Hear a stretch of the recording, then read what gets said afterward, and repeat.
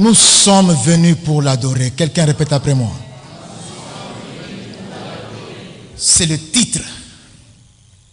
Le titre de ce message. Lisons dans Matthieu 2, le verset 1 à 3. Et ensuite, on lira dans Jean chapitre 4, versets 19 à 24. Ce jour est merveilleux, ce jour est glorieux.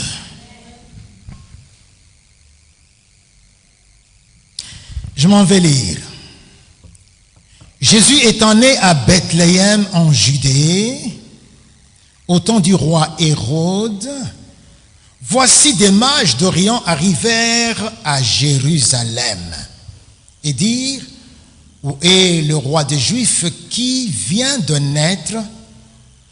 Car nous avons vu son étoile en Orient et nous sommes venus pour l'adorer. Le roi Hérode, ayant appris cela, fut troublé, tout Jérusalem avec lui. Passons au texte de Jean 4, verset 19 à 24. Seigneur, lui dit la femme, je vois que tu es un prophète. Nos pères ont adoré sur cette montagne. Et vous dites, vous, que le lieu où il faut l'adorer, où il faut adorer, c'est à Jérusalem. Femme, dit Jésus, crois-moi, l'heure vient où ce ne sera ni sur cette montagne, ni à Jérusalem, que vous adorerez le Père. Vous adorez ce que vous ne connaissez pas. Nous adorons ce que nous connaissons, car le salut vient des Juifs.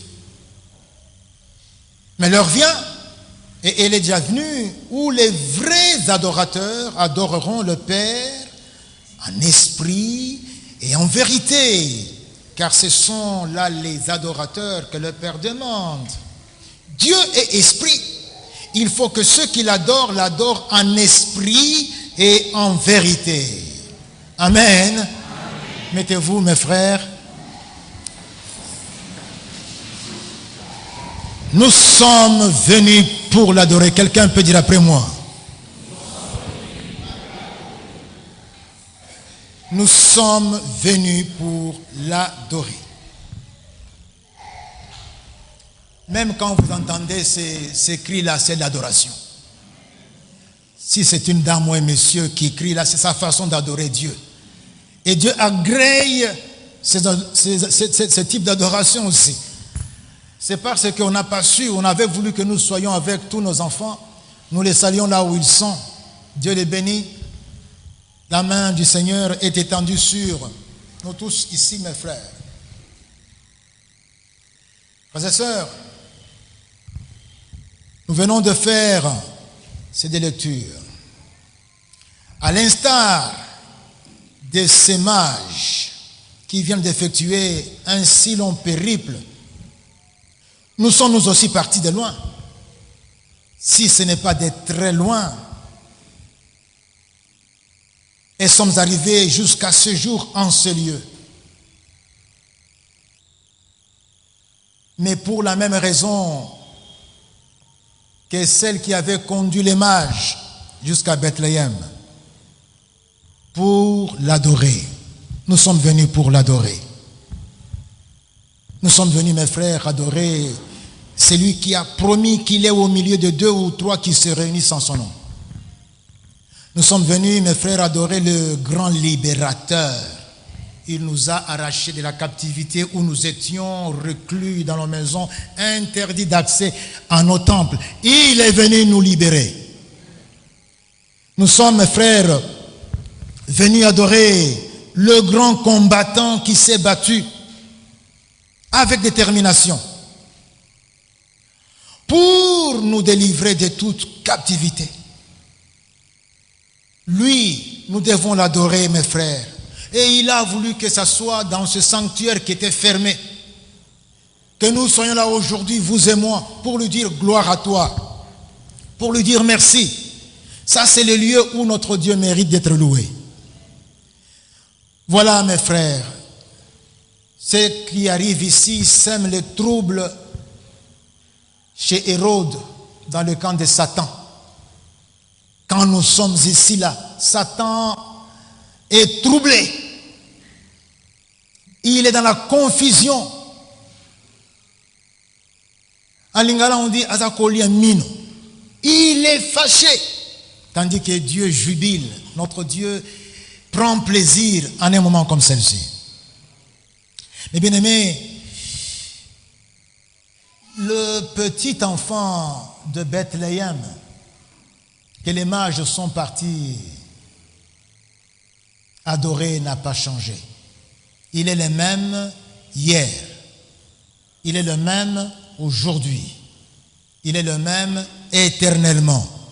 Et il mérite notre adoration. Comme il n'a pas changé, il faut qu'il soit adoré. Nous sommes venus l'adorer. Nous sommes venus, mes frères, passons au premier point. Adorer, c'est rendre hommage. Quand tu parles de l'adoration, c'est rendre hommage. Rendre hommage, c'est proclamer le grand respect, l'estime, la gratitude et la reconnaissance de la hauteur, de la haute valeur que l'on porte à quelqu'un. Je reprends ce que je viens de dire. Rendre hommage, c'est proclamer le grand respect. Proclamer. L'estime, la gratitude et la reconnaissance de la haute valeur que l'on porte à quelqu'un. Et ce quelqu'un-là, pour nous, c'est notre Dieu. Adorer, mes frères, s'emploie normalement pour honorer une divinité en lui rendant un culte qui lui est dû. On parle alors d'adorer. Nous ne rendons pas notre culte à n'importe quelle divinité. Nous rendons notre culte au Dieu 3 fois saint. Au Dieu qui est Père, Fils et Saint-Esprit. Laissez-moi ouvrir une parenthèse quand nous parlons du Dieu Père, Fils et Saint-Esprit. Mes amis, notre dogmatique n'est pas des formulations des hommes qui les imposent à d'autres. On n'a formulé aucune dogmatique. Ce que nous avons comme dogmatique, nous le tirons des Écritures. Et c'est ce que disent les Écritures. C'est vrai, la doctrine du Dieu unique et en même temps pluriel, c'est une doctrine que nous puisons des Écritures. Déjà, à la première phrase de la Bible, on se pose la question de qui il est question. Il est dit, au commencement, Elohim créa. Elohim, c'est au pluriel, s'il vous plaît. Au commencement, Elohim créa. Et celui qui lit les Écritures, déjà, et il commence avec des questionnements. Et ces questionnements vont rester pendant tout l'Ancien Testament. Il fallait que Jésus vienne pour qu'il nous éclaire. Et c'est quand il parle du Père, quand il parle de lui comme Fils, quand il parle de l'autre qui doit venir comme Saint-Esprit. Et après Jésus, les apôtres ont encore éclairé. C'est comme ça que nous acquérons la doctrine du Dieu unique et en même temps plusieurs. Plusieurs en trois. On a cherché quel mot identifier cette vérité. On n'a pas trouvé mieux que Trinité. On n'a rien inventé. On n'a rien inventé. Et c'est ce Dieu-là que nous venons, mes frères, ici, louer. Quelqu'un dit Amen. Nous venons magnifier et exalter ce Dieu-là, le Dieu 3 fois saint, Dieu Trinité. Nous venons l'adorer. Nous sommes venus pour l'adorer. Amen. Adorer s'emploie, mes frères, comme vous l'avez entendu, dans ce sens-là. Ici, l'objet de notre adoration, c'est l'éternel Dieu. C'est lui que nous adorons. Et c'est de tout notre être, esprit, âme et corps que nous adorons. C'est notre être entier qui adore Dieu. L'autre sens du vocable adorer, c'est aimer. Aimer. Tel peut dire j'adore mon épouse, Il veut dire j'aime mon épouse. Et un autre peut dire j'adore la musique. Il veut dire j'aime la musique. Quelqu'un peut dire j'adore le travail. Donc c'est qu'il aime le travail. Mes frères, même dans ce sens, nous pouvons aussi l'appliquer à Dieu. J'adore Dieu, c'est lui que j'aime. Alléluia. J'adore Jésus. J'aime Jésus. N'allez là, Jésus fort. Donc c'est que j'adore. Et quand on parle de l'adoration dans ce sens, mes frères, c'est que aimer, c'est avec toutes nos pensées, toute notre âme, c'est aussi avec toute notre force, c'est avec tout notre cœur. C'est avec tout ce que nous sommes et tout ce que nous avons. On doit aimer Dieu ainsi et l'adorer dans ce sens exactement.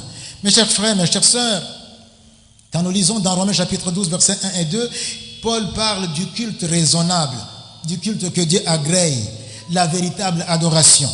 Il dit, je vous exhorte donc, frères, par les compassions de Dieu, à offrir vos corps comme un sacrifice vivant, saint, agréable à Dieu, ce qui sera de votre part un culte raisonnable. Voilà un culte qui soit raisonnable.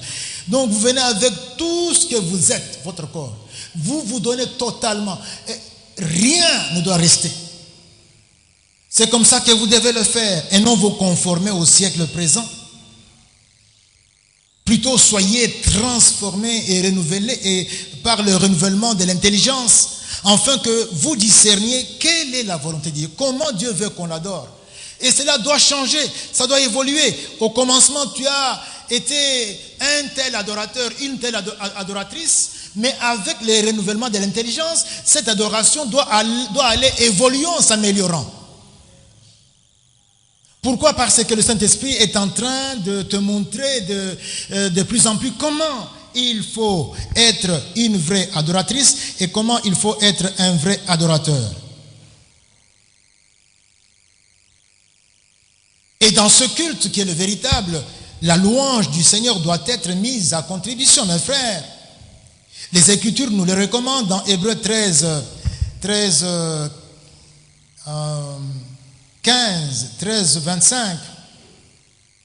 13, 15. Il est écrit par lui, offrons sans cesse à Dieu un sacrifice de louange, c'est-à-dire le fruit des lèvres qui confessent son nom. Louer Dieu, le magnifier, l'exalter. Quelqu'un peut dire avec moi, Dieu, mon Dieu, tu es grand. Dieu, mon Dieu, tu es grand. Allons-y. Tu es magnifique. Tu es tout puissant. Tu règnes sur toutes choses. Dans le ciel, sur la terre, tu contrôles tout. Tu es celui qui règne sur la PPUPN. Il faut que nos lèvres confessent cela tous les jours. Et quand nous arrivons à un lieu comme cela, nous allons également exécuter ce type d'adoration. Et par ailleurs, pour boucler la boucle, Deutéronome 16, verset 16, la partie C nous dit, on ne paraîtra point devant l'Éternel, bien sûr pour l'adorer, les mains vides. Les mains vides. On ne vient pas adorer les dieux comme un civil. On vient avec les mains garnies des offrandes. Notre enfant nous a lu ici avec des graisses, avec des bétails, avec des... On vient avec tout cela en espèces ou en nature. Alléluia. On ne vient pas main vide pour adorer l'Éternel. Les mages sont pour nous modèles, un exemple à suivre. Est-ce que les mages étaient venus main vide? Ils ont dit qu'ils sont venus adorer. Est-ce qu'ils sont venus main vide? Donc, nous aussi, mêmement. Voilà, mes frères, quand nous venons dans le lieu où nous nous rassemblons pour louer le Seigneur, voilà ce que nous devons faire. Adorer, mes frères, c'est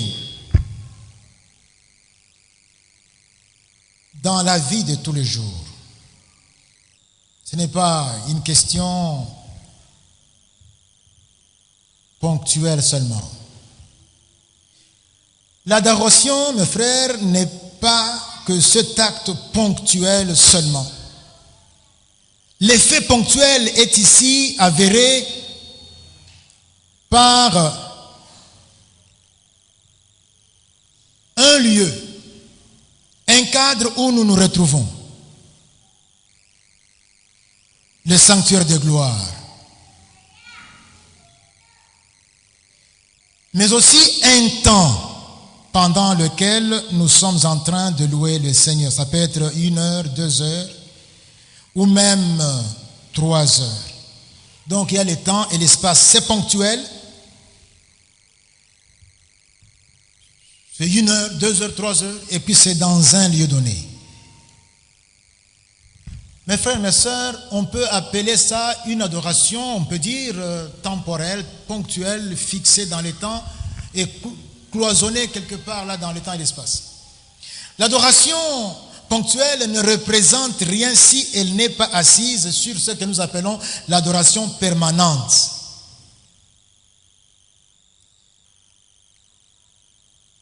Ça, c'est plutôt l'affaire d'une vie, de toute la vie alors. Toute la vie doit être adoration pour que cette adoration que nous sommes en train de vouer à Dieu en ce moment puisse avoir un sens et puisse être reçue par Dieu. À défaut de quoi, c'est tout simplement un passe-temps. Bien-aimés, il y a dans les Écritures tellement de recommandations qui vont dans ce sens-là. Et j'aimerais ici évoquer ici une chose de prime abord. De prime abord, l'adoration est un type de vie moulée dans l'expression au quotidien de la gratitude à l'égard de ce que Dieu a fait pour nous. Donc, au quotidien, ta vie exprime la reconnaissance envers Dieu, envers ce qu'il a fait pour toi. Donc tu vis, Dieu m'a protégé, Dieu a protégé mon pays, Dieu a protégé, m'a gardé encore aujourd'hui, Dieu m'a réveillé, Dieu m'a donné la vie. Dieu m'a donné Jésus-Christ, je suis né de nouveau. Et l'adoration, c'est cela. Et la Bible nous dit dans 2 Corinthiens 5, 14, 15, car l'amour de Christ nous presse, parce que nous estimons que si un seul est mort pour tous, tous donc sont morts, et qu'il est mort pour tous, afin que ceux qui vivent ne vivent plus pour eux-mêmes, mais pour celui qui est mort et ressuscité pour eux. Alléluia. Non. Quand je sais que j'ai été racheté, Christ est mort pour moi, ma vie devient en tout cas redevable à Jésus. Je ne vis que la reconnaissance envers Jésus. Ma vie, c'est rendre grâce à Dieu tous les jours. Mes amis, il y en a qui sont convertis tout petits, ils n'ont pas connu ce que connaissent les jeunes gens qui se convertissent. Moi, je suis converti, j'étais déjà jeune, j'avais 24 ans. Je sais bien où je sentais que les circonstances de la vie étaient en train de me conduire. Je sais ce que je serai aujourd'hui. Je serai mort déjà. Et mort, mais loin de Dieu. Mais le Seigneur n'a pas voulu cela. Aujourd'hui que je suis né de nouveau, ma vie doit être reconnaissance. Alléluia. Ma vie aussi, parce que Christ n'est pas mort que pour ceux de son temps, il est mort pour ceux de toutes les générations, y compris la nôtre, y compris toi. Cela voudrait dire que nous devions laisser en toute chose, non seulement la préséance, mais aussi le tout même. Laissez tout à Dieu. Jésus a dit dans Matthieu 6, 33, cherchez premièrement le royaume et la justice de Dieu, et toutes choses vous seront données par-dessus. Je vous dis, mes frères, quand vous faites cela, c'est la vraie adoration. Laissez à Dieu la première place, toute la place. Il n'est pas question de prétendre être serviteur de Dieu, être adorateur de Dieu, mais quand vous devez décider pour vos études, pour votre travail, pour vos enfants, pour votre mari, pour votre mariage, pour votre business, pour l'église où vous devez aller prier, vous ne consultez pas Dieu. Dieu doit avoir un mot et il faut l'écouter. Ne fuyez pas. Nous avons toujours l'impression que si nous le laissons nous précéder, il va m'empêcher d'avoir ce que je voudrais avoir là. Ah, moi je veux avoir ceci. Tu n'es pas adorateur, tu n'es pas adoratrice. Et même si tu viens ici, tu tombes par terre, tu roules par terre, c'est du cinéma. Jésus a dit, premièrement, Dieu. Ça, c'est le propre des vrais adorateurs, mes frères, mes sœurs. Adorer, c'est aussi mener consciemment une vie qui plaise au Seigneur, c'est-à-dire une vie motivée par l'essentiel, ce que Dieu considère comme étant l'essentiel. Et c'est là, comment? Par le truchement de l'obéissance. L'essentiel nous est défini par ce que Dieu nous demande de faire dans sa parole. Et comment on va le faire? C'est en obéissant.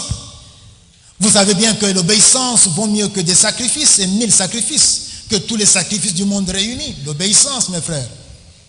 Obéir à Dieu, disons-le, obéir à Dieu, c'est cela, exercer sa foi.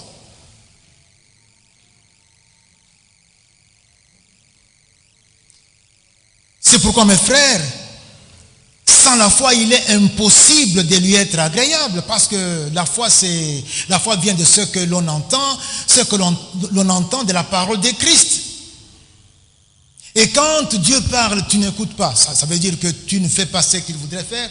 Ta vie est une insulte à Dieu, ce n'est pas une adoration. Ta vie devrait être adoration si et seulement si tu écoutais ce que Dieu dit et tu le mettais en pratique. Bien aimé, frères et sœurs, arrêtons-nous un petit instant. Si nous sommes des vrais adorateurs, Dieu a parlé. L'avons-nous entendu? Dieu a parlé. Nous venons d'effectuer 4 mois. Toute la terre suspendue. Toute la terre. Les lieux de culte fermés. Comment voulez-vous que Dieu vous parle? Quand il a parlé, est-ce que vous l'avez entendu?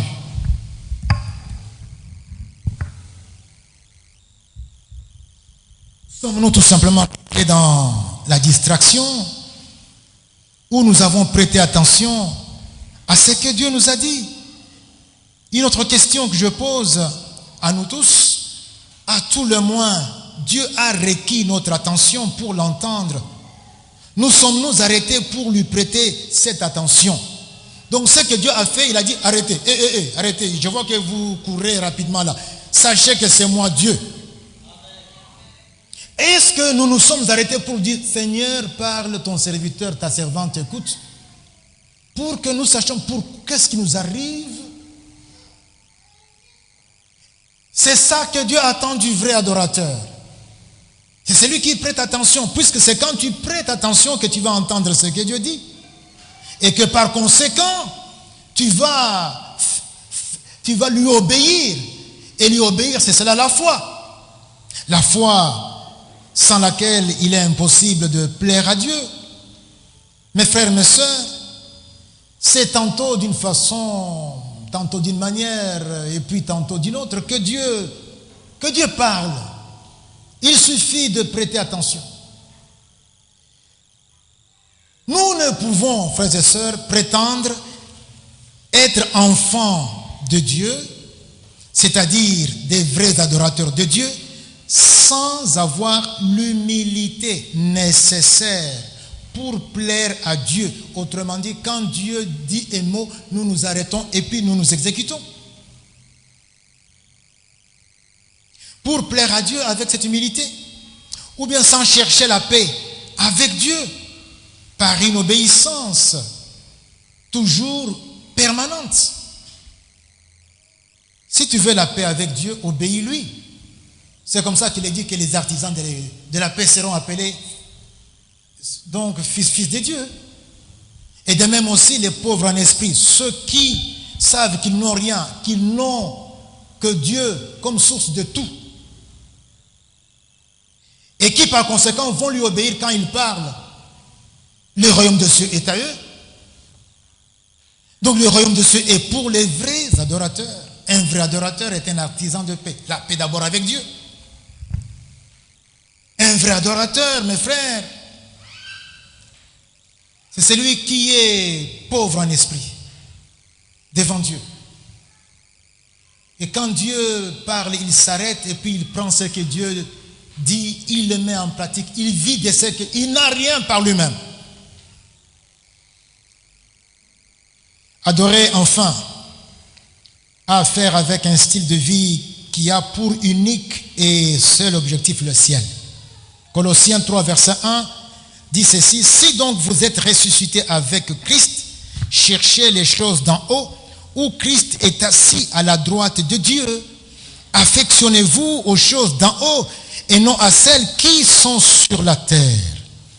De même aussi dans la première épître de Jean au chapitre 3, verset 3, il est écrit: quiconque a cette espérance de voir le Seigneur, d'aller au ciel, en lui, se purifie comme lui-même est pur.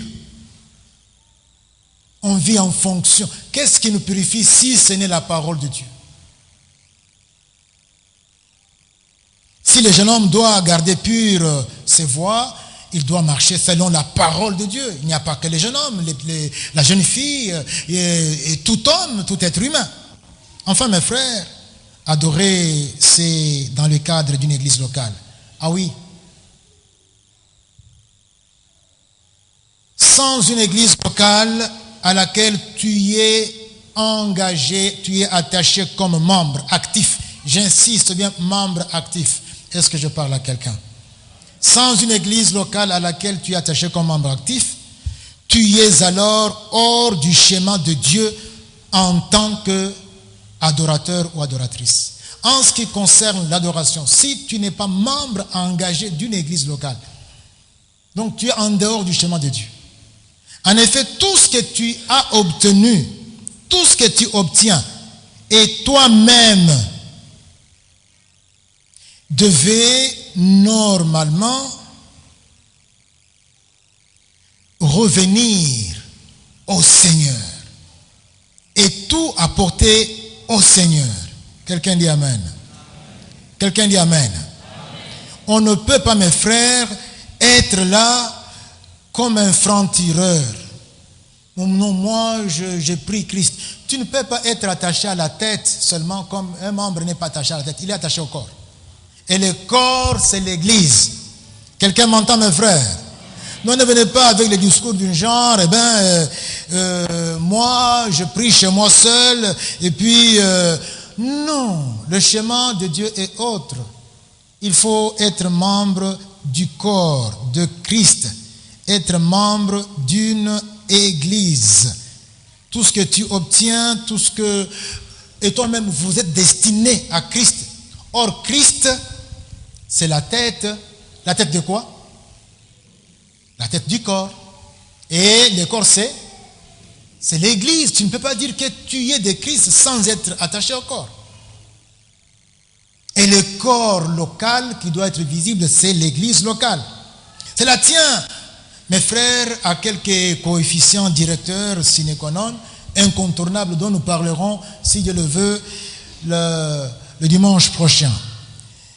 J'aimerais bien aimer ici nous partager une vérité que le diable s'emploie avec la dernière énergie à voiler aux chrétiens de tous les âges pour les empêcher d'être des vrais adorateurs. Toute notre vie doit avoir pour centre Jésus-Christ, vrai ou faux? Donc nous devons avoir une vie centrée sur Jésus. C'est ce Jésus qui nous envoie partout où il nous place comme ses témoins, comme ses ambassadeurs, comme ses soldats, dans nos foyers, aux études, dans les voisinages, dans notre pays ou à l'étranger. C'est Jésus qui nous envoie, c'est lui qui décide. il est maître de notre cœur. Et c'est du centre là qu'il nous envoie. Est-ce que nous sommes d'accord? Même dans notre couple, Jésus nous a envoyés dans ce couple-là.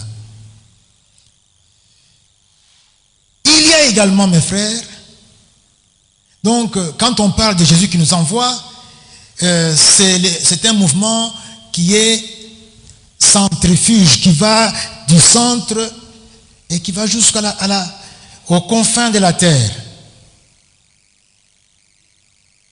Ça, c'est le mouvement qui part du centre. Mais il y a aussi un mouvement qui vient de bout de la terre vers Jésus. C'est un mouvement centripète. On a vu quand Paul partait, il revenait. Il revenait. Non pas seul, mais avec tout ce qu'il avait. Avec ce qu'il avait comme expérience. Alors nous parlons de ce retour qui est un mouvement centripète, c'est-à-dire tout le butin que nous avons en tant que soldats, tout ce qu'on a eu, talent, don, expertise, relation, richesse, expérience, bien matériel, enfants, les âmes gagnées, conjoints, toi-même, vous devez être rétrocédé à Jésus. Ça, c'est la dimension de la gratitude. Tout ce que je suis, tout ce que j'ai eu, tout l'argent, tous les biens en espèces, je dois les rétrocéder à Jésus. C'est pour Jésus, ce n'est pas pour toi. Est-ce qu'on peut dire amen à ça? Toutes tes relations, toute ton expertise, tout ce que tu as. Aujourd'hui, nous avons des frères qui sont ici en train de nous aider avec leur expertise. Moi, je suis incapable de faire ce qu'ils font. Le frère modérateur, papa Séraphin, a dit que là où il était en mission, il savait être connecté avec son église. C'est grâce à ses frères que vous voyez ici.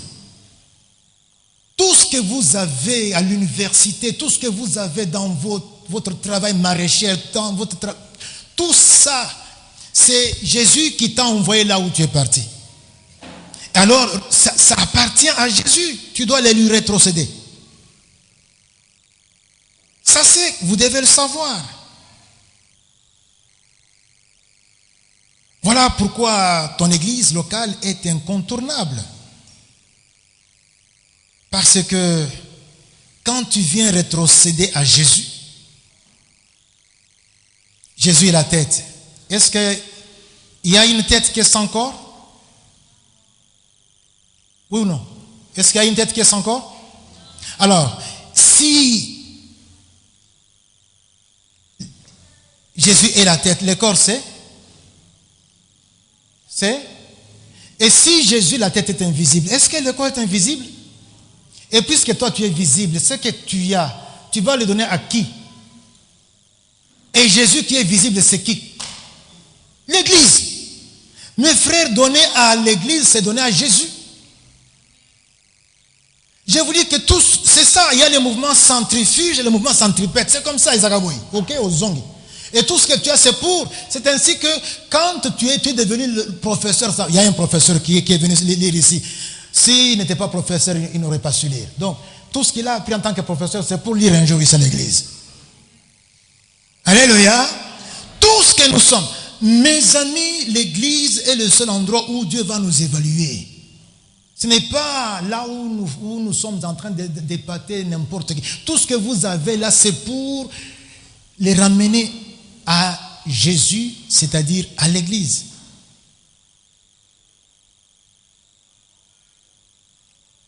C'est-à-dire que tout ce que tu as, des milliards que tu as, des relations que tu as, des maisons que tu as, c'est à l'église. Ainsi, vous vous rappelez, l'église au 1er siècle recevait des maisons que les gens avaient. Quand il y avait des besoins, ils prenaient des maisons. Ils allaient donc donner à l'église pour qu'on puisse résoudre les problèmes qu'il y avait. Pendant ce temps où nous sommes restés 1 mois, 2 mois, il y a des frères qui se sont chaque mois. Nous avons vécu grâce à ces frères et sœurs.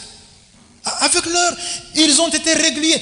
Toi, ton offrande, tu as donné où?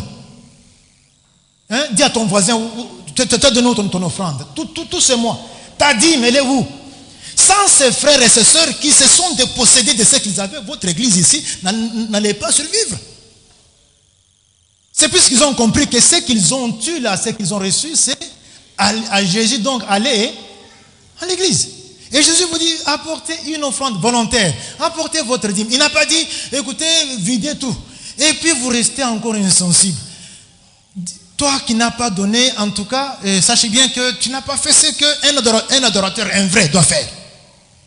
Et c'est lui qui a dit que maintenant, au moins Dieu m'a donné un congé. Je peux donc avec mon argent. Non, tu n'as pas été en congé.